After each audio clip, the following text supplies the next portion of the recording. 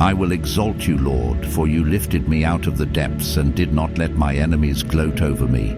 Lord my God, I called to you for help, and you healed me. You, Lord, brought me up from the realm of the dead.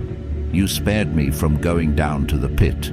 Sing the praises of the Lord, you his faithful people. Praise his holy name. For his anger lasts only a moment, but his favor lasts a lifetime. Weeping may stay for the night, but rejoicing comes in the morning. When I felt secure, I said, I will never be shaken. Lord, when you favored me, you made my royal mountain stand firm. But when you hid your face, I was dismayed.